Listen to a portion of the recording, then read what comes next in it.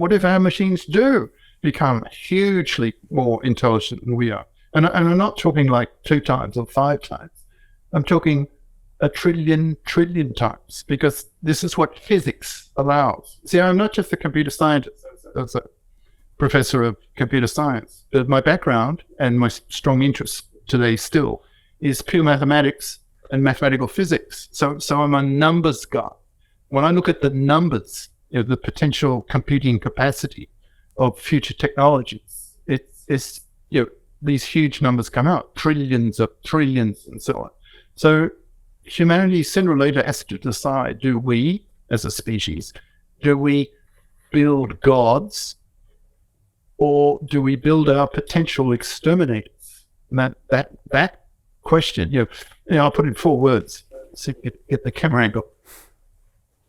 Should humanity build Artilects? An Artilect is an artificial intellect. In other words, a godlike, massively intelligent machine, which is coming. It's only a question of time.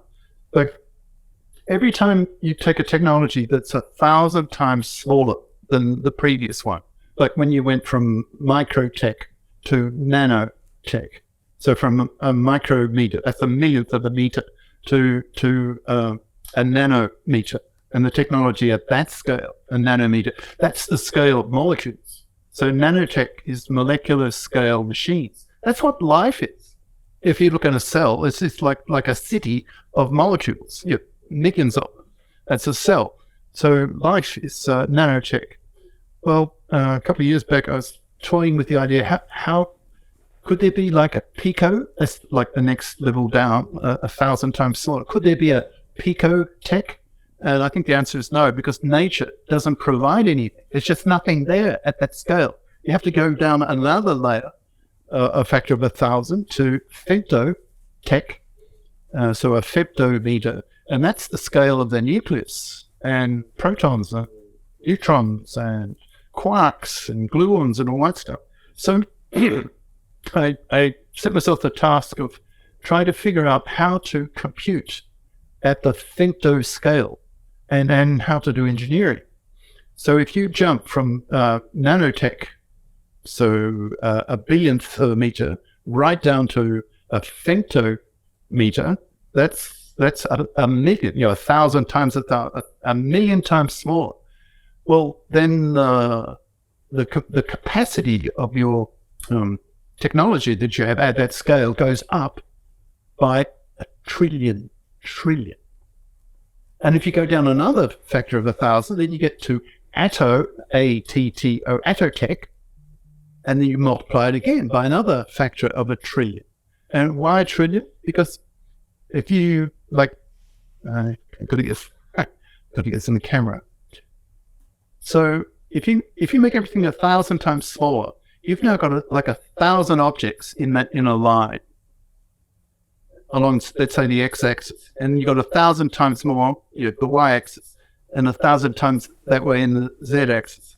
So you've got 1,000 by 1,000 by 1,000. So that's 1 billion more components in that unit volume than you did with the higher level. And because everything's 1,000 times closer together, the signaling speeds between the two of them goes up by 1,000. So the total working capacity of that technology that's 1,000 times smaller is the density is 1 billion times 1,000. And so hence 1 trillion. So what I'm trying to say, the bottom line is the technologies that are coming this century are so fantastically superior to what we are with our nanotech, with our molecular machines in our cells and so on, that it's only a question of time before humanity is forced to choose. Do we, as human beings, do we remain the dominant species or not? And if you look at like the big picture out there in space, there are what, trillion stars, and our solar system is what, 4.6 billion years old. The universe is 13.8, which coincidentally is exactly 3 times the age of our solar system. It's 3 times 4.6 is 13.8. So that means out there solar systems, suns, planets, billions of years older than we are. So they've had all this time to evolve. Now, one of the greatest discoveries made in the 19th century was that the laws of physics are the same throughout the universe, right? The same carbon, hydrogen, oxygen, nitrogen, blah, blah, blah. So and virtually every sun, except the very first ones, but pretty well nowadays, virtually every sun has planets. And some of them will be warm, not too hot, not too cold, the Goldilocks range. And so probably life, at least bacterial life, is virtually everywhere. And they've had billions of years more time than we've had to evolve. So I wouldn't be at all surprised that the transition that humanity's about to go through from biological to, well, let's coin a word, artilectual, has already happened out there zillions of times. And we're just catching up. We're a latecomer. Now, that's just a hunch, of course. We have no proof, but it does sound plausible because our solar system is just a third of the age of the universe. So Jim Rickards has just recorded a video that's not available to anyone in the public, and he's going to be talking about how this upcoming recession is going to be fast. It's going to be bloody, it's going to be nasty, but at the same time, he's going to show you how you can position yourself to profit from all of this chaos. Now, we've made this video only available to our viewers. Go to londonreal.tv/Jim, watch that immediately. I can't say enough good things about Jim Rickards. He understands the global economic system better than any guest I've ever had on London Real. His predictions are almost uncannily true, and you can learn how to profit from his vision, from his expertise, and his understanding of economics. So go to londonreal.tv/Jim or click the link below.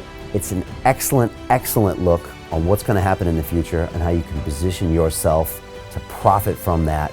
Jim is one of the best in the business, one of my favorite guests on London Real, and he's very, very good at predicting the future and showing us all to profit from it. So click the link, and I hope you enjoy.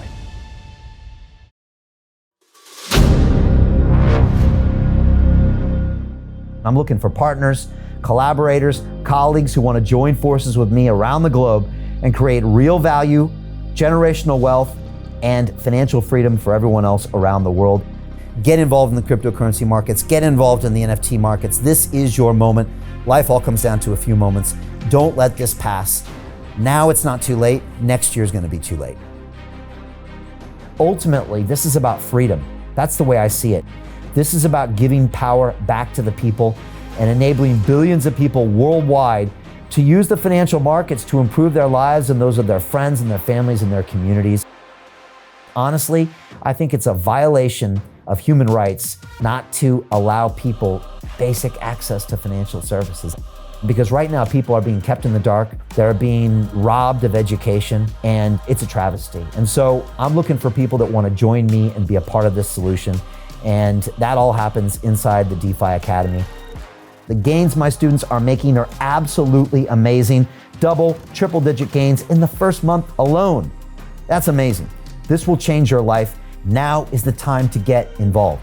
I'm going to tell you exactly how my students in my academy made money in the last 30 days. I'm talking about real trading results. And let me just whet your appetite a little bit. Let me hit you with some numbers. I'm talking Brendan from New Zealand is up 68.77% on the month. Steve from Europe up 83%. Albert in Singapore up 169.9% on one single trade. I got Susan up 153% on her call options alone, also rocking 139% returns and 442% returns as well on individual trades. These are people that are changing their financial future in the last 30 days, but it's based on trading discipline.